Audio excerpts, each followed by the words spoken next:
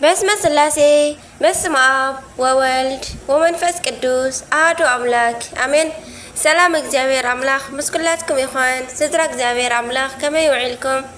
አነ እግዚአብሔር ይመስገን። ክብሪ ይስባሕ መድኃኒ ዓለም አቦይ ልዑል እግዚአብሔር አምላኽና ክሳብ ሰዓት እዚኣ ብጸጋን ብጥዕናን ስለ ዘጽንሐናን ዝዓቀበናን ክብርን ምስጋናን አምልኮን ውዳሴን ንዘለዓለም ንዑ ይኹኖ።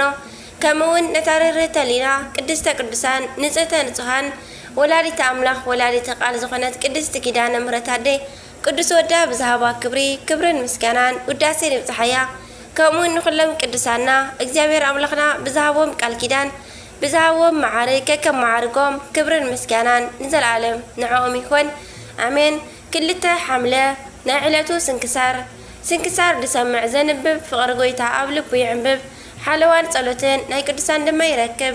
ዝክረ ጻድቅ ለዓለም የሉ ዝኽሪ ናይ ጻድቕ ንዓለም ይዝነብር። ካብ ኩሉ ክፉእ ዘበለ ክድሕኑ ንቅዱሳን ተማሕፀኑ አሜን። በስመ አብ ወወልድ ወመንፈስ ቅዱስ አሐዱ አምላክ አሜን። እንኳዕ ናብ ሃዋርያ ቅዱስ ታዴዎስ ዓመታዊ ናይ ዕረፍቲ ብሰላም ኣብጽሐና ኣብጽሐኩም አሜን። ቅዱስ ታዴዎስ ሃዋርያ ቅዱሳን ሃዋርያት አቦታትና ንጎይታናን አምላኽናን ኢየሱስ ክርስቶስ ኣብ ዝተኸተልዎ ሰዓት ዕድሚኦም ኣብ 3 ደረጃ ዝተኸፍለ ከም ዝነበረ ናይ ቤተ ክርስቲያን ትውፊት የርኢ። ከም በዓል ቅዱስ ዮሐንስ ወንጌላዊ ዝበሉ ኣብ ውሽጢ 20ታት ከም በዓል ቅዱስ ታዴዎስ ዝኣመሰሉ ድማ ኣብ ውሽጢ 34ታትን ዝነበሩ ክኾኑ ከለዉ ከም በዓል ቅዱስ ጴጥሮስ ድማ ኣብ ውሽጢ 50ታት ዝርከቡ የበሩ።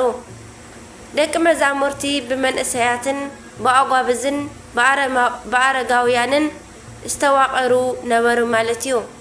ቅዱስ ታዴዎስ ኣብ ዝቐደመ ስሙ ልብድዮስ ይበሃል ነበረ ክኸውን እንከሎ ኣብ ሓደ መጽሓፍቲ ድማ ብፍላይ ብናይ ምብራቕ ኦርቶዶክሳውያን ስምዖንን ይሁዳን እንዳተባሃለ እውን ተጸዊዑ እዩ። እዚ ቅዱስ ንጎይታና ተኸቲሉ ካብ 12 ሓደ ኮይኑ ብፈጣሪኡ ተመሪጹ 3 ዓመትን 3 ወርሕን ኣብ ትሕቲ እግሪ ጎይታ ተማሂሩ እዩ ብዕርገቱ ተባሪኹ። ኣብ በዓል 50 ድማ 71 ልሳናት ተቐቢሉ ሃዋርያት ዕጫ ተዋዲቕዎም ናቱ ኣህጉረ ስብከት ተኻፊሉ ንዓለም ዘይሩ እዩ።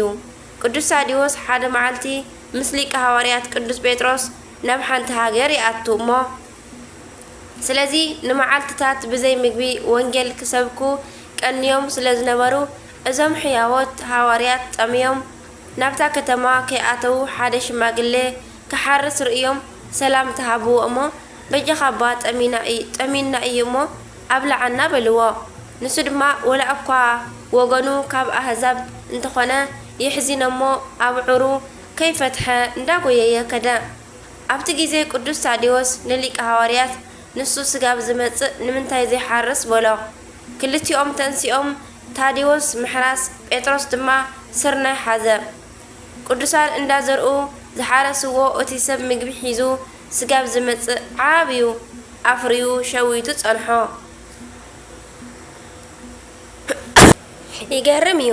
እቲ ሓረስታይ ከዓ ዝተገብረ ተኣምራት ኣብ ዝረኣየ ጊዜ ሰንበደ ከምልኾም ክፈተወ። ንሶም ግን ንሕናኮ ናይ ልዑል ብእግዚአብሔር ኣምላኽ ባሮት ኢና እምበር ኢሎም ብክርስቶስ ምእማን መሃርዎ። ክኽተለኩም እንተበሎም ግን የለን ካብዚ ግራት ዝተረኸበ ሒዝካ ናብ ከተማ እቶ እሞ ድራር ቀርበልና ንሕና ክንመጽእ ኢና በልዎ።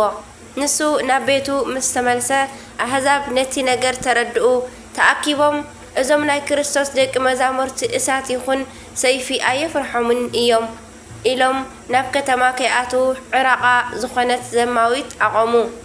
ቅዱስ ታዴዎስ ገና ካብ ርሑቕ ስለ ዝረኣያ ቅንዕ ኢሉ ንቅዱስ ሚካኤል ርድአና በሎ።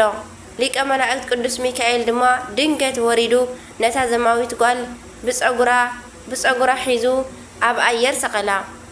ኣብታ ከተማ ዘለዉ ኣህዛብ ድማ እዚን ካልኦትን ተኣምራት ሪኦም ኩሎም ብጎይታ ንኣሚኖም ተጠመቑ። ንሃዋርያት ድማ ሰገድሎም። ሓንቲ መዓልቲ ግን ሓደ ጎበዝ በዓል ጸጋ ቅዱስ ታዴዎስ ሃብቲ ንብረትኩም መጽውቱ ክብል ሰሚዕዎ ዘሊሉ ናብ ሃዋርያ ጎረሮ ሓኒቑ ስጋብ ሞት ኣብጽሕዎ ነበረ።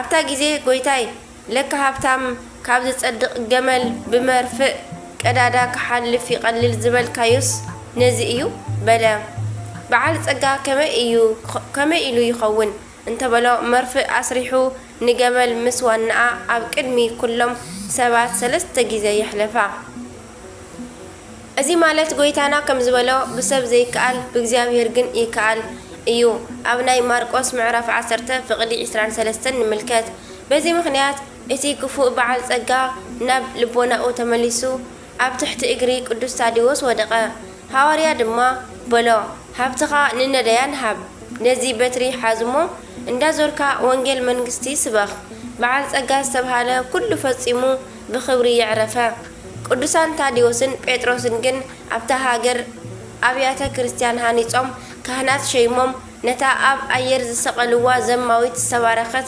مبلت مؤمن جيروم ناب كالي أهجرات وانجل نمبصح وصو قدوس تاديوس دما سقاب إرجناو نوانجل كتجه نبرة نوانجل كمهر نبرة قويتانا أب ببجيزو بأكل إنداتا جلس أدما أتصنعني ويو كابوزوح ناي دخامن ناي مكرا زمانات دما بزا معلت زيا أعرفا قويتانا يسوس كروسوس كابناي قدوس هواريا بركات يخفلنا أمين بركة محضرنا حملة كل تزخبرو عمتا وناي قدوسان بعلات دما قدوس تاديوس هواريا كاب عسر تخلت هوارياتيو ورحاوي بعلات دما قدوس يوحنس متمك ملكوت قدوس إيوب صادق تعقاسي قدوس أبيل صادق قدوس أبا باولي قداماوي عبي قدوس ساويروس زانطوكيا أبا رياقوس زهاجرة بحنسا قويتا إيسوس دما أبزرياو إنا تأمتا ندك مزامرتو ገንዘብ ንዘሎም ናብ መንግስተ ሰማያት ከኣቱ ክንደይ ጭንቂ እዩ በሎም እቶም ደቀ መዛሙርት ከዓ ብቃላቱ ተገረሙ ጎይታ ኢየሱስ ድማ ደጊሙ ከምዚ በሎም ደቀ በሃብቲ ንዝእመኑ ኣብ መንግስቲ ኣምላኽ ምእታው ክንደይ ጭንቂ እዩ ሃብታም ናብ መንግስተ ኣምላኽ ካብ ዝኣቱስ ገመል ብዓይን መርፍእ ክሓልፍ ይቐልል ኣብ ማርቆስ ምዕራፍ 10 ካብ ፍቕዲ 23 ክሳብ 28 كننبب نخل آمين بركة رديئات نا قدوس تاديوس نا كلهم حواريات محرسن شرنتن يغرتان نا إግዚአብሔር أملاقنا مسكلاتنا يخون آمين سنكسار دسمع زنبب فغرقويتا عمل بيعنبب حالوان صلوتن نا قدوسان لما يركب آمين زودقا زنتباك قال كنا زيما في دل بعفة قدوسان تقوان ملاك يتعرم لي وسبات لإግዚአብሔር ولا ولادة تنجل ولا مسكلو كبور آمين آمين ليكن